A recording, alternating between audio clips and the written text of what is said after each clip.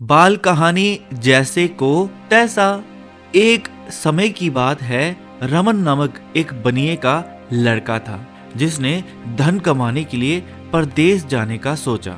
अपने घर में पड़ी एक मन की भारी लोहे की तराजू को महाजन के पास धरोहर रखकर वो परदेश चला गया। जब वो वापस आया और महाजन से अपनी धरोहर मांगी तो महाजन ने बताया कि उसकी तराजू चूहे खा गए। लड़का समझ गया कि महाजन की नीयत में खोट आ गई है, इसलिए कुछ सोचकर उसने कहा, कोई बात नहीं, चूहों ने खा ली तो इसमें तुम्हारी क्या गलती। कुछ देर बाद उसने महाजन से कहा कि मैं नदी में नहाने के लिए जाना चाहता हूँ और क्या तुम अपने बेटों को मेरे साथ भेज दोगे। महाजन ने अपने बेटे को उसके साथ भेज दिया।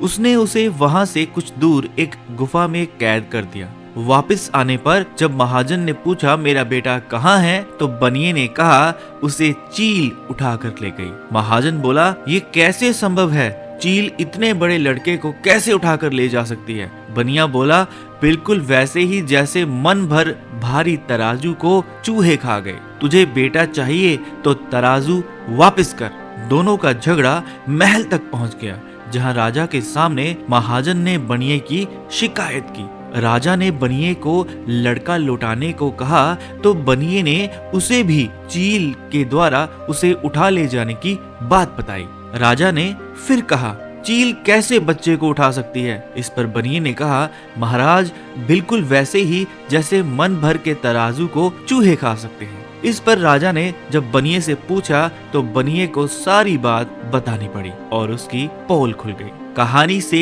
सीख, जो जैसा करता है उसके साथ वैसा ही होता है। आशा है कि आपको हमारी ये कहानी पसंद आई होगी। अगर आपको हमारी ये कहानी पसंद आई है तो हमें कमेंट बॉक्स में कमेंट लिखकर जरूर बताइएगा कि आपको ये कहानी कैसी लगी। मिलते हैं बहुत जल्द एक और कहानी के साथ, तब तक के लिए नमस्कार।